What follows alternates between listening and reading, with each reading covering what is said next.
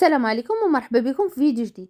هذا العام كان استثنائي في جميع المقاييس في الجامعة ديال كيبيك في شيكوتيمي لوكاك. لأول مرة في تاريخها الجامعة قررت تلغي التسجيل ديال 106 من الطلبة، بزاف منهم طلاب أجانب، حيث ما قدروش يخلصوا المصاريف الدراسية. 65% من المطرودين هما طلاب من دول أخرى، وهذا القرار خلق ضجة كبيرة ومعاناة عند هذه الفئة. وحسب المديرة ديال الشؤون العامة في الجامعة ماري كارلين لافلام، القرار كان ضروري باش يتحافظ على الاستقرار المالي ديال المؤسسة. الجامعة كانت كتعاني من عجز مالي يوصل ل 6.4 مليون دولار، ومنهم أكثر من مليون ديال الديون ناتجة عن عدم أداء المصاريف الدراسية من طرف الطلاب الأجانب. المديرة وضحت أن الحكومة الكندية كتطلب من الجامعة دفع 9000 دولار لكل طالب أجنبي مسجل حتى إلا ما حضرش الدروس ديالو أو ما خلصش. هادشي اللي خلى الجامعة تحمل ديون كثيرة اللي ما قدروش يبقاو يكملوا بها. الجامعة كانت قررت تعطي الطلاب فرصة باش ينظموا الوضع ديالهم المالي قبل من 7 نوفمبر، ولكن اللي ما قدروش يخلصوا على الأقل 25% من المبلغ الإجمالي للمصاريف الدراسية تقرر يتلغى التسجيل ديالهم.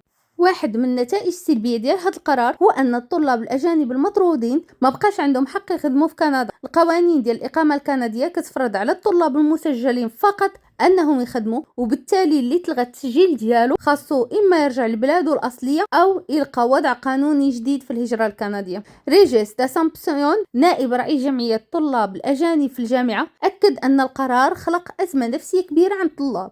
قال أن عدد الطلبات ديال المساعدة النفسية زاد بشكل كبير في هذه الفترة، وتوصل ب20 طلب من الطلبات اللي تأثروا بالطرد. وهنا كاين واحد السبب كبير اللي زاد في المعاناة ديال الطلاب، وهو الزيادة ديال المصاريف الدراسية بنسبة 25% هذا العام. هاد الزيادة جمعها ارتفاع في الكرا، المعيشة، وحتى في المصاريف ديال الماكلة. بزاف من الطلاب اللي قدموا ضمانات مالية باش يجيو يقراو في كندا لقاو راسهم في الأخير عالقين في أزمات مالية. واحد طالبه اللي فضلت تبقى مجهوله حكات كيفاش دارت المستحيل باش تخلص جزء من المبلغ المطلوب باش تبقى مسجله في الجامعه. قالت كنت كنوكل راسي غير شويه، محرومه من كل شيء باش نوفر الفلوس. اختي اللي كنت كنعول عليها ماديا حتى هي تعرضت للطلاق، وهذا الشيء زاد الطين بله. قبل من الجائحه الطلاب الاجانب كانوا محدودين ب20 ساعه العمل في الاسبوع. هذا القانون تبدل في 2022 خلال الجائحة باش يسمح لهم يخدموا حتى 40 ساعة بسبب نقص اليد العاملة، ولكن في 2024 الحكومة رجعت القوانين القديمة وحدت سقف العمل 24 ساعة في الأسبوع فقط. هادشي خلى بزاف من الطلاب ما يقدروش يوفروا المصاريف ديالهم، خصوصا مع المفاجآت اللي كتوقع في الحياة بحل المشاكل الصحية والعائلية.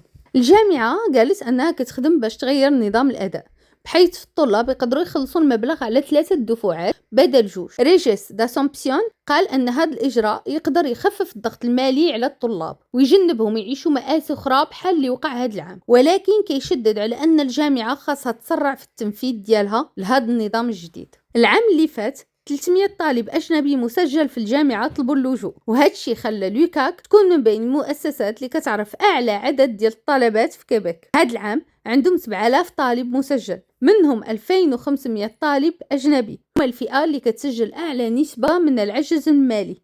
الجامعة كتقول أن بعض الطلاب كانوا كيستغلوا التسجيل كوسيلة للهجرة، بحيث كيتسجلوا ولكن ما كيحضروش للدروس وما كيخلصوش، وهذا الشيء زاد من الأزمة. هذه كانت القصة ديال أزمة طلاب جامعة كيبيك في شيكوتيمي، أزمة كتجسد معاناة كبيرة وضغط نفسي ومادي عند الشباب اللي جاو يحققوا الأحلام ديالهم. واش الحلول اللي كتقدمها الجامعة كافية؟ واش هذا القرار كان ضروري؟